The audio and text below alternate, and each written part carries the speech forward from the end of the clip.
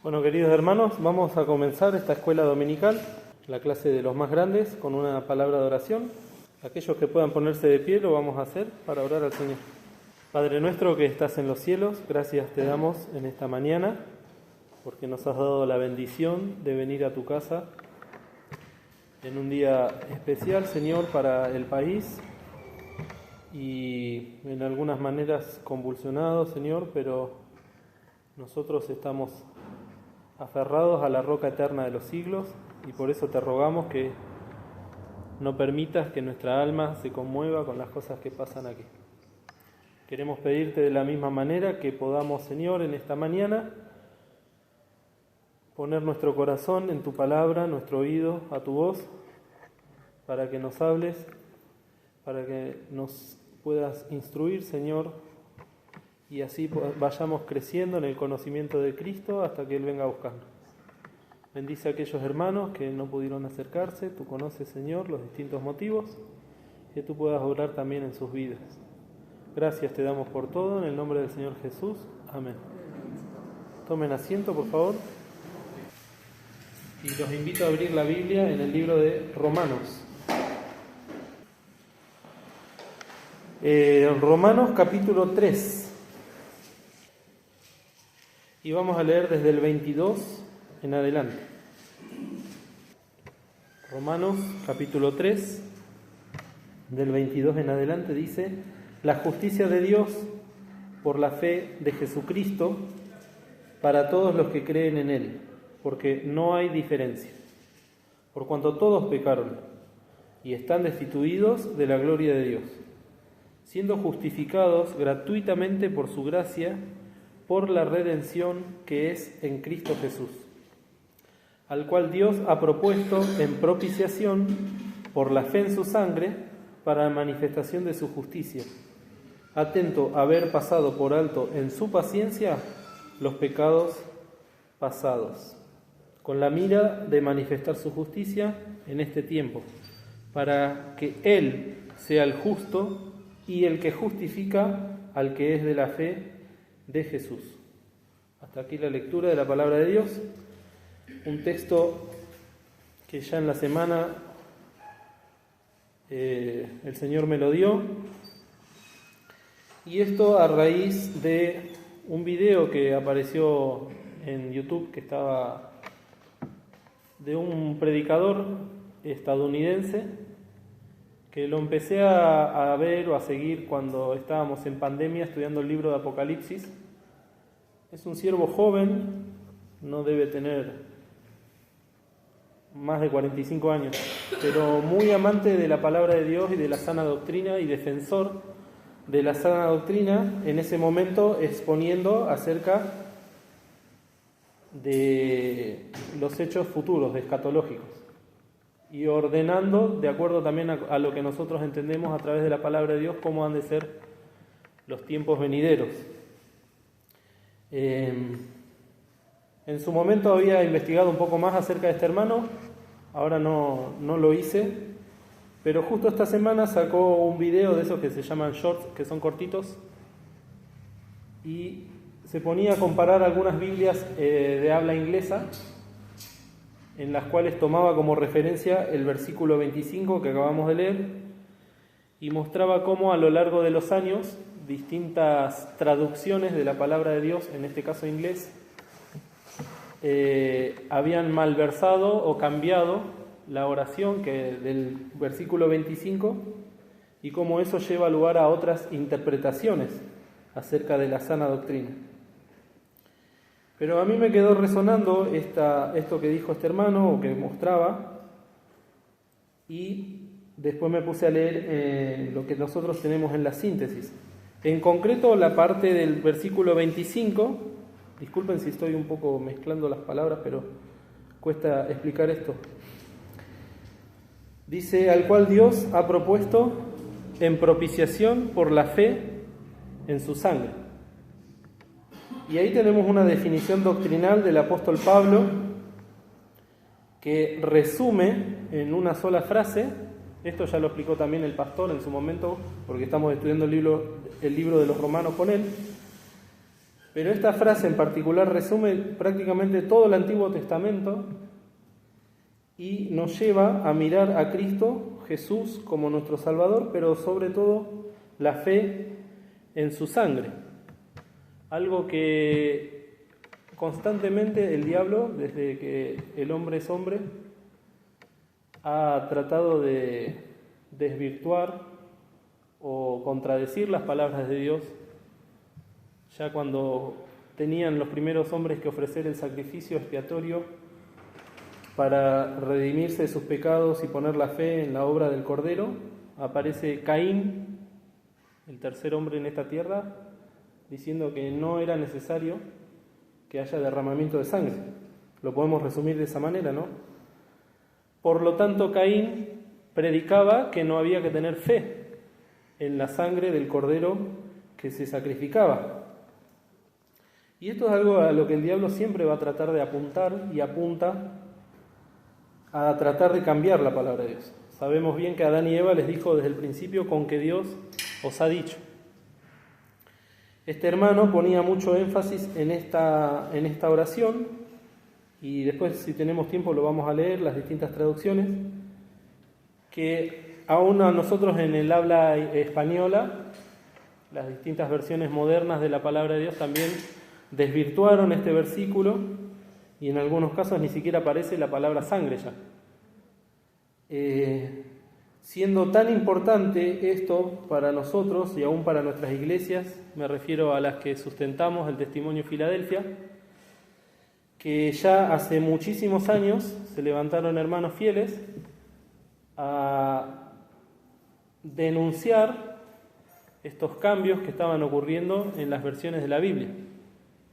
Incluso antes de que aparezca la que nosotros conocemos como la versión 1960 de Reina Valera, ya en el habla inglesa, angloparlante podemos decir, había salido una nueva versión de la Biblia King James, que es la que tradicionalmente se usa en Inglaterra y que nosotros entendemos que es una Biblia fiel, al igual que la Reina Valera, porque fue tomada directamente de los originales griegos y hebreos. En los años 50 se realizó un congreso espiritual de iglesias y el hermano José María Di Pardo denunciaba justamente que estaba por aparecer una nueva versión de la Biblia inglesa. Esto fue en el año 1956. Hola, Gabriel. Leemos en Romanos 3, versículo 25. Les decía, ya en el año 1956 se estaba denunciando esta nueva versión de la King James, donde a lo largo de muchísimos textos se cambiaban palabras, se cambiaban frases que atacaban directamente a la sana doctrina. El hermano en esa conferencia, José María Di Pardo, tomó solamente algunos textos que hacían referencia a el Señor Jesús y su nacimiento virginal. Por lo tanto, el nacimiento de Jesús siendo nacido solo de mujer, y como la nueva versión esa King James daba a entender, o en algunas partes explícitamente decía que Jesús era hijo de José, cosa que nosotros negamos rotundamente. Después, al final de esa predicación, que es muy linda, que se puede acceder a ella después si la quieren leer, decía: y ahora, actualmente, en 1956, hemos conocido que hay muchos movimientos modernistas que están queriendo cambiar la versión Reina Valera. O sea, ya se estaban adelantando varios años antes a lo que después efectivamente se dio como la versión 1960. Y dice concretamente, hay muchas personas que conocemos como modernistas que están queriendo meterse en esa nueva traducción o revisión de la palabra de Dios. Cuando decimos modernista, no estamos hablando de alguien que quiere introducir prácticas modernas en la iglesia. Por ejemplo, cuando yo era más joven yo escuchaba la palabra modernista y decía, bueno, quieren meter la guitarra, quieren meter... No, modernismo en términos bíblicos es aquel que niega o contradice la palabra de Dios y la sana doctrina. El diablo fue el primer modernista al decir con que Dios os ha dicho. Y todos aquellos que se oponen a la sana doctrina están metiendo ese espíritu de error y esas doctrinas de demonios, que nosotros ahora las entendemos como modernistas. Por eso vemos la importancia que tiene conocer y aferrarnos a textos que son base para después defender la sana doctrina. Ya después de que los hermanos Di Pardo escribieran la síntesis bíblica, que la primera edición la escribiera el pastor Armando Di Pardo con su padre, don Liborio Di Pardo, en el año 49. Ahí se habían establecido los conceptos bíblicos que nosotros ahora conocemos, pero era una versión acotada de la síntesis bíblica. Si ya es acotada en sí, en ese momento la primera edición era más acotada, con definiciones. Yo no la conocía, la versión esa anterior a 1992. Me gustaría después poder verla, pero me imagino que era como el compendio bíblico, ¿no? Con palabras y definiciones. Son definiciones, pero era como un tratado, no sé, tendría 20. La versión que nosotros tenemos ahora de la síntesis es la segunda versión, que es ampliada, que se presentó a las iglesias en el año 92. Lo que les decía, hablando un poco de esta historia, ya en el año 50 el hermano preparó este documento. Hay un testimonio que da él cuando presenta la segunda versión, que le daba a los hermanos de la escuela bíblica el testimonio de cómo él, cuando terminó esa primera versión en el 49, la llamó a la esposa, dice, con mucho gozo. Dice, mirá, el Señor me dio para poder terminar esta obra, y si me viene a buscar hoy me voy contento porque pude hacer algo útil para el Señor. Bueno, después Dios le dio más de 50 años más de ministerio al misionero.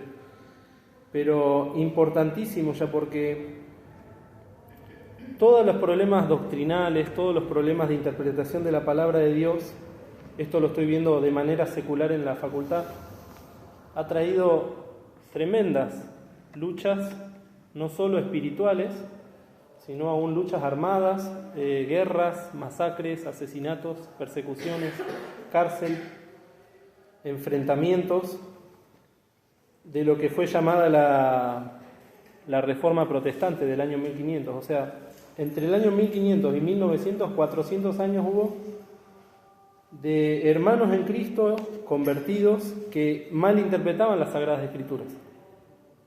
Por eso es importante todo esto que tenemos ahora nosotros, porque lo tomamos del Espíritu Santo, y el hermano en la introducción lo expresa muy bien. La Biblia no se sustituye con nada. Lo que representa la síntesis en sí es un manual que nos permite estudiar la Biblia de manera sistemática, quiere decir por temas. Vamos a hablar de la redención, bueno, estos textos hablan de la redención, vamos a hablar de la salvación, vamos a hablar del Hijo, vamos a hablar del Padre o del Espíritu Santo. Bueno, se puede estudiar la Biblia de manera sistemática o por temas. Y en el año 92, les decía, se tuvo que hacer una ampliación. El hermano dice que el Señor le había puesto en el corazón esa necesidad urgente de volver a ampliar la síntesis, no de corregirla, sino de ampliarla, justamente porque la primera versión era tan escueta que daba lugar a que hermanos tomen un texto o una frase de la síntesis original y la interpreten de distintas maneras. También contaba él en el testimonio que su nieto, que vivía en Estados Unidos, iba a una escuela bíblica de aquel lugar, a un seminario, donde había un pastor que no sabía que vivió tantos años, John MacArthur, que murió ahora en julio de este año murió, con 86 años.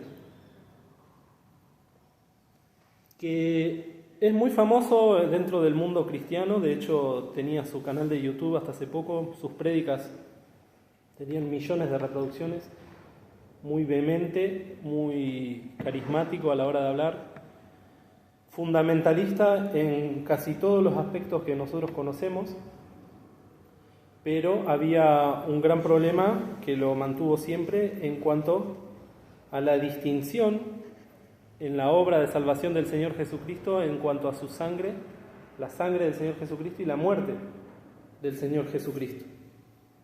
Por eso el hermano, guiado por el Señor, allí en la síntesis, en el capítulo 2, nos habla desde el versículo 37 hasta el 40 de la obra del Señor Jesucristo en la cruz del Calvario y hace la distinción de la sangre del Señor Jesucristo y de la muerte del Señor Jesucristo. Esto para los más jóvenes es importante que puedan tener en su, así como tienen en su casa distintas clases de literatura, es bueno que tengan la síntesis. Hoy en día acá en la iglesia tenemos para vender o repartir a una millada la síntesis en fotocopia. Se puede bajar por PDF, se puede leer desde el celular. Y es importante porque alguno dirá que es un libro más, pero les puedo asegurar que después de leer tantas cosas en estos años de mi vida, del mundo, una sola frase de la síntesis a veces me deja pensando más que todo un libro del mundo. Porque es el Espíritu Santo que guió a nuestro hermano a ordenar las cosas para que podamos ver estas cosas que ya les digo. Traen confusión, traen errores y después causan disputas entre las iglesias. Y como el Señor llamó a que se dé todo el consejo de la palabra de Dios, es importante también saber hacer esta distinción. Si volvemos a Romanos 3:25, que dice, al cual Dios, hablando del Señor Jesucristo, ha propuesto en propiciación por la fe en su sangre. Ese texto, si nosotros vamos a alguna de las versiones modernas de la Biblia, se puede leer, por ejemplo, a quien Dios exhibió públicamente como propiciación por su sangre a través de la fe. Si bien parece que dice lo mismo, no está diciendo lo mismo. ¿Por qué? A ver si se dieron cuenta. Dice, Dios exhibió públicamente como propiciación por su sangre a través de la fe. ¿Cuál sería la diferencia? Primero dice que la sangre de Jesucristo nos trajo propiciación, pero hace que nosotros creamos en la obra de Cristo, por un lado, cuando en realidad la versión antigua dice que es por la fe en su sangre. O sea, la importancia mayor de este texto, en nuestra versión, es que hay que tener fe en la sangre de Cristo. En otra traducción dice, Dios envió a Jesucristo para morir por nosotros. Si confiamos en que Jesús murió por nosotros, Dios nos perdonará. Ahí ya directamente saca la palabra sangre y mucho más la fe en su sangre. Hay una versión, no las voy a nombrar, la busqué, no la encontré online, pero es muy probable que sea parecido a lo que tenemos nosotros, porque ahí hicieron cambios más del léxico gramatical del hebreo y el griego que... La versión 60 sí dice propiciación por la fe en su sangre, como tenemos nosotros. Hay otra traducción que dice, Dios hizo que Cristo, al derramar su sangre, fuera el instrumento del perdón. Este perdón se alcanza por la fe.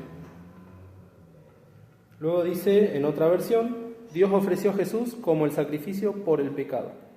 Las personas son declaradas justas a los ojos de Dios cuando creen que Jesús sacrificó su vida al derramar su sangre. Son todas formas de no decir lo que dice en el original. Y aún la versión inglesa, que yo no sé pronunciar el inglés, pero nos habla de la propiciación por la fe en su sangre, traduciendo la King James, ¿no? Y la versión nueva dice la propiciación a través de la fe por su sangre. Eso es lo que dice la versión que estaban denunciando ya en el año 56. nuestros hermanos, y que ahora este hermano que les mencioné al principio, estadounidense, lo menciona y alerta a la iglesia de cómo se transforma y se modifica la palabra de Dios. Lo que quiero decir con esto es que hay hermanos que son fieles, son genuinos delante del Señor, pero que recién ahora están descubriendo cosas que nuestros hermanos, que nosotros conocimos y que muchas veces menospreciamos o despreciamos, ya el Espíritu los había guiado hace casi 100 años a ver estas cosas. No desmerecemos a los hermanos que el Señor está levantando en este último tiempo y que tienen alcance, pero tampoco tenemos que desmerecer a lo que el Espíritu guió a nuestros hermanos mayores para que ya en ese momento denunciaran todas estas cosas. Y si vamos entonces a la síntesis, yo hice un resumen pequeño de esto que es de tanta importancia para que nosotros comprendamos y defendamos, que es la sangre del Señor Jesucristo. Muchas veces se ha predicado acerca de esto, en especial cuando se acercan la recordación de la Pascua. Hay un estudio que escribió también el misionero Juan Pedro Marino acerca de la Pascua cristiana, que es muy precioso. Pero en la síntesis nos habla de que la sangre es importante primeramente porque Dios, cuando crea a los seres vivientes, aquellos que tienen sangre, estableció que el alma, eso está en el libro de Levíticos, esté en la sangre.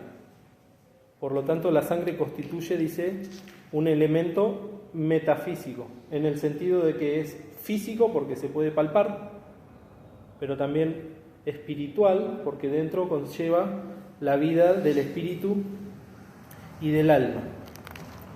Ahora, en el hombre, cuando peca, no estamos hablando de los animales, el hombre cuando peca, el pecado, que es el aguijón de la muerte, se introduce y altera aún cuerpo, alma y espíritu. Y el alma que va a través de la sangre, o mejor dicho, la sangre que va a través de todo el cuerpo llevando el alma, lleva también el pecado. Por eso no hay ninguna parte de nuestro cuerpo que no esté contaminado a raíz y a través de la obra del pecado. Dice también la síntesis que Dios estableció a la sangre como elemento para instituir la justicia de Dios y la misericordia de Dios y la propiciación a través del derramamiento de sangre. Eso está también a lo largo de toda la palabra de Dios. Y Pablo lo resume diciendo que sin derramamiento no se hace remisión. El texto termina ahí. Nosotros siempre le agregamos de pecado, pero la palabra dice sin derramamiento de sangre no se hace remisión. Y ahí Pablo está explicando todo el Antiguo Testamento, ¿no? En la síntesis, ¿qué página? Desde la 37 a la 40. 41. Desde la 37 hasta la 41. No podemos ahora leer parte por parte, ¿no? Simplemente entender que Dios estableció estas cosas en su infinita sabiduría. Dios estableció que tenía que haber derramamiento de sangre para que haya remisión de pecados. Remisión significa borrar, remitir o borrar los pecados, y que estableció que esa remisión de pecados no se haga a través de personas, sino a través de animales. Eso lo podemos leer en Levítico 17.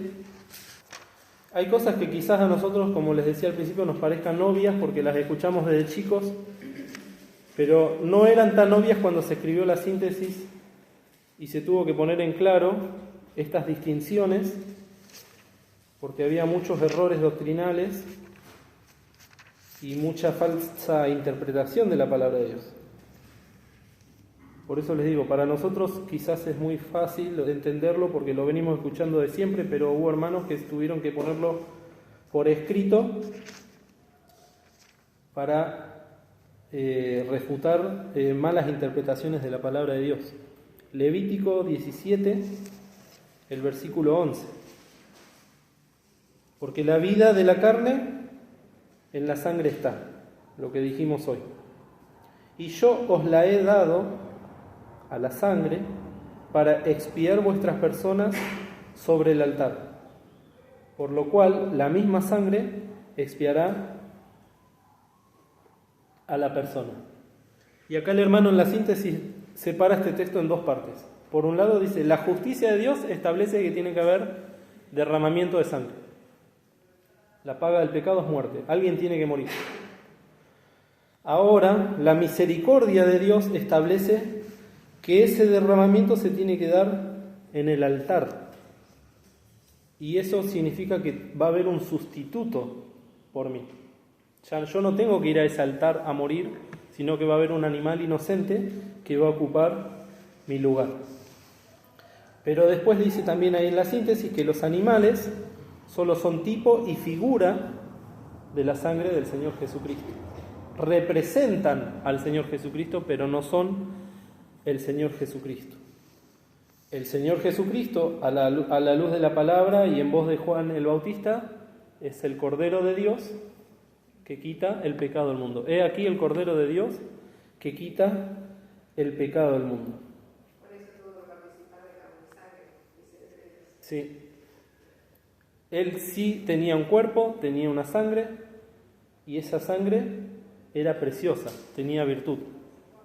Una de las pocas cosas que leí hoy de ese pastor MacArthur era como que se burlaba de los que decían que la sangre de Cristo era preciosa, como diciendo, él decía, como si fuese mágica, cuando en realidad tiene el poder y la virtud para deshacer los pecados. Eso lo explica el hermano en la síntesis ampliamente, ¿no? Pero vean cómo con pequeños juegos de palabras y sutilezas el diablo siempre ataca las doctrinas fieles y fundamentales de nuestra palabra, de la palabra de Dios. La sangre de Cristo, ¿por qué es preciosa? Porque fue sin mancha y sin pecado. Por eso es fundamental defender el nacimiento virginal del Señor. Nació sin pecado, vivió sin pecado, ¿y qué? Y murió sin pecado.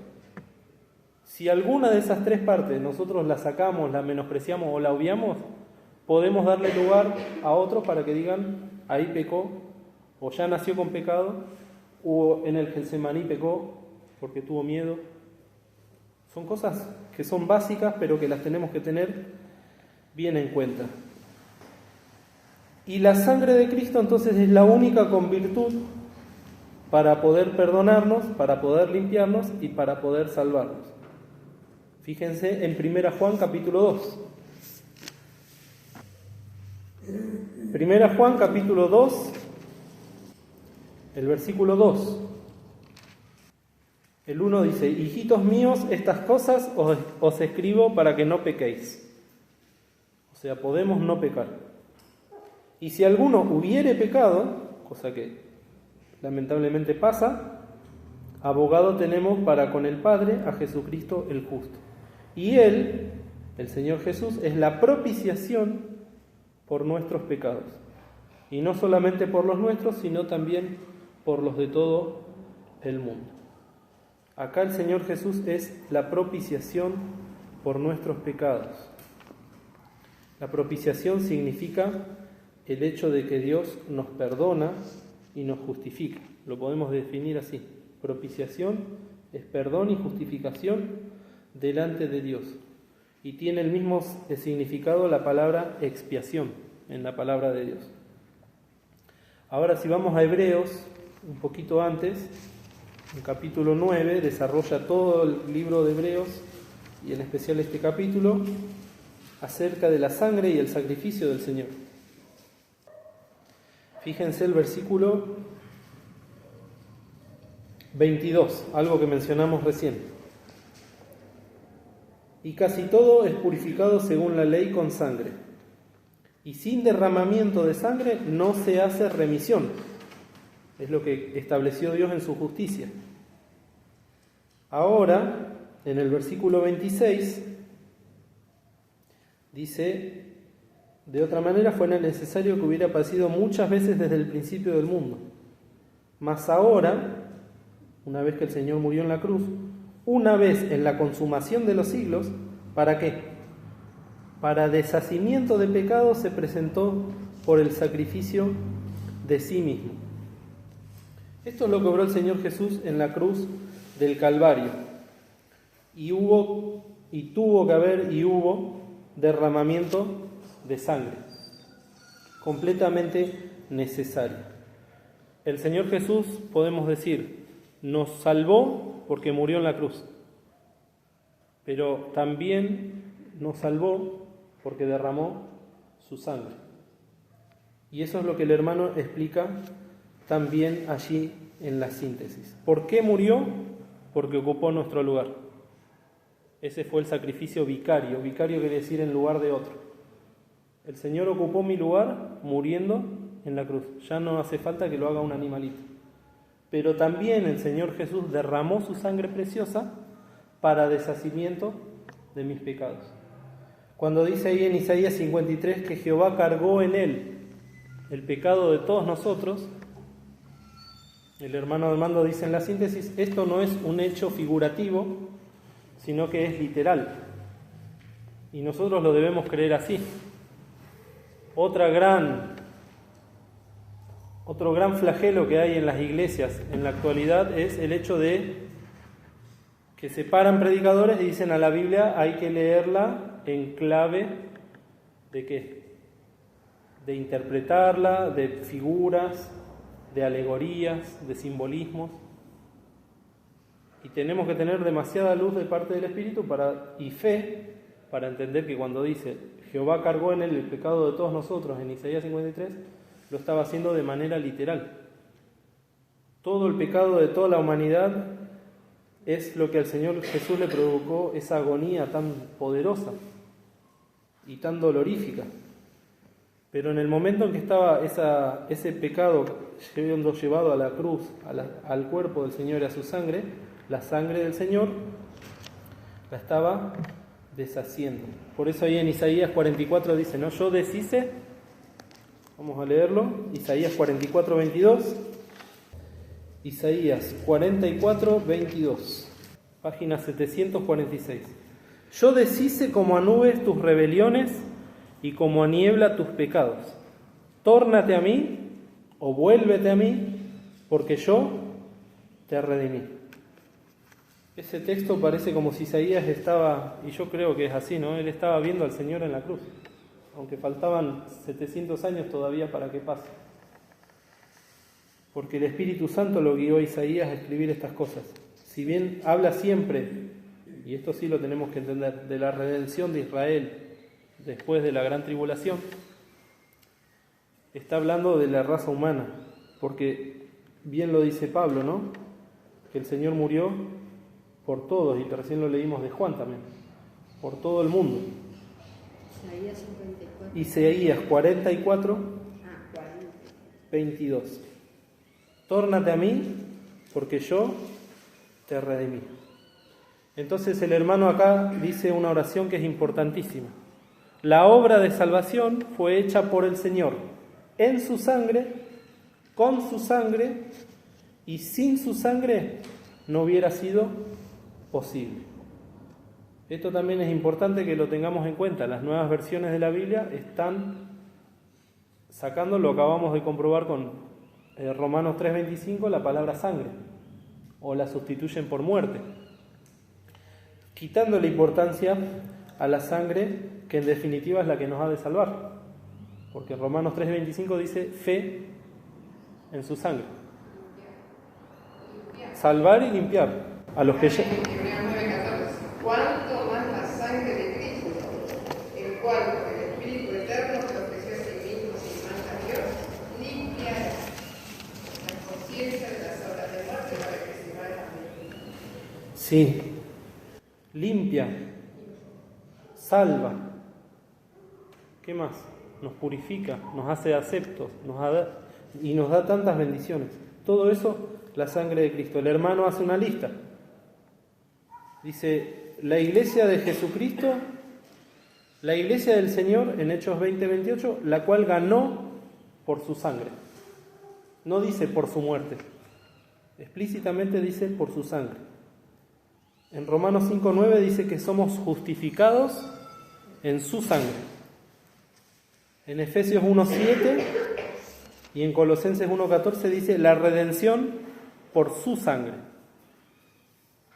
Luego en Hebreos 13:12 dice santificar al pueblo por su propia sangre. Apocalipsis 1:5 nos ha lavado de nuestros pecados con su sangre.